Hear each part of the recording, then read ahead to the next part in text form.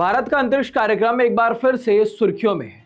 इसरो का वो भरोसेमंद वर्कहॉर्स रॉकेट, जिसे पीएसएलवी भी कहा जाता है, इसने 30 सालों से ज्यादा समय तक भारत को अंतरिक्ष में मजबूत पहचान दी।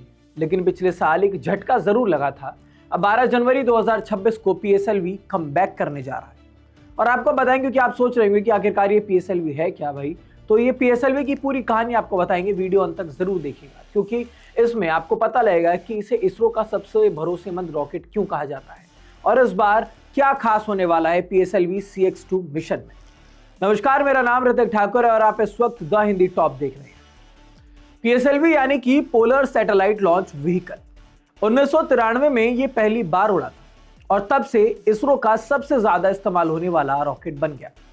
अब ऐसे में आप सोच रहे होंगे आखिरकार इसे वर्क हॉर्स क्यों कहा जाता है, क्योंकि ये बार बार बिना थके लगातार काम करता है। अब तक कुल 63 उड़ानें ये भर चुका है, जिनमें से 60 पूरी तरह से सक्सेस यानी कि सफल रही है।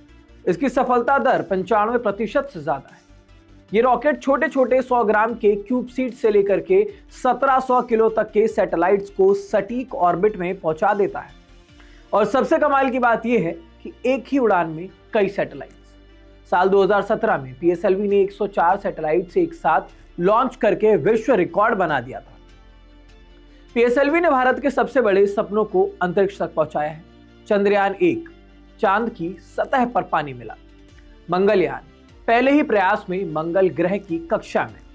आदित्य L1 सूरज का अध्ययन करने वाला हमारा पहला सैटेलाइट। एस्ट्रोसेट यानी कि अंतरिक्ष में खगोलीय अध्ययन।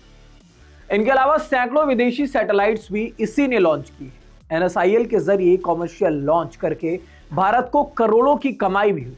ये सच में भारत का एक स्पेस बस है। लेकिन दोस्तों, हर हीरो की कहानी में एक ट्विस्ट भी होता है।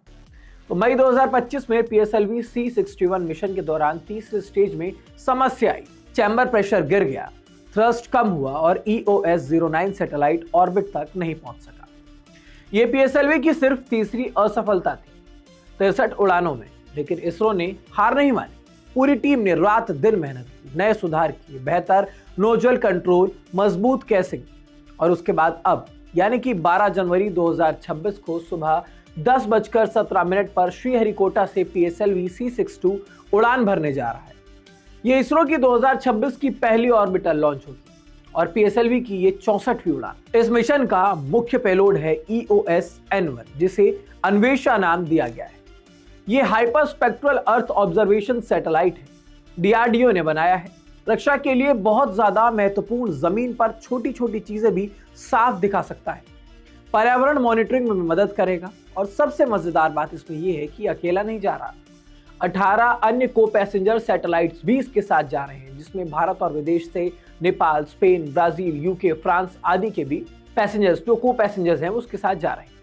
कुछ स्टार्टअप्स और यूनिवर्सिटी हैं, जैसे कि IoT, AI, technology demo, re entry testing जैसे प्रयोग। एक उड़ान 19 सैटेलाइट्स, ये है पीएसएलवी की ताकत, इसलिए इसे हॉर्स कहा जाता है।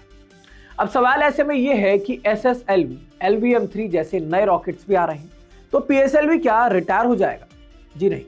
इसरो साफ कहता है कि पीएसएलवी का भविष्य बहुत उज्जवल है, क्योंकि ये सबसे सटीक, सबसे किफायती और सबसे लचीला है। छोटे मध्यम satellites, commercial, ride share, remote sensing, navigation, ये सब मिशन इसी पर निर्भर रहेंगे। 2022 से पीएसएलवी का प्रोडक्शन प्राइवेट सेक्टर को सौंप दिया गया है। L&T, HUL जैसी कंपनियां 2026 में पहली प्राइवेट पीएसएलवी लॉन्च भी हो सकती है। ये रॉकेट भारत के स्पेस सेक्टर को और ज्यादा मजबूत बनाएगा। तो दोस्तों, 12 जनवरी 2026 को सुबह 10:17 पर आप भी लाइव देखिएगा। इसरो की वेबसाइट या फिर यूट्यूब पर पीएसएलवी एक बार फिर से ये साबित करेगा कि भारत का अंतरिक्ष सफर रुकता नहीं है, बस और तेज होता जाता है। इस वीडियो पर आपकी क्या राय है, हमें कमेंट बॉक्स में जरूर बताइएगा। साथ ही साथ अगर वीडियो अच्छी लगी हो तो लाइक, कमेंट, शेयर करें और द हिंदी टॉप चैनल को सब्सक्राइब करें।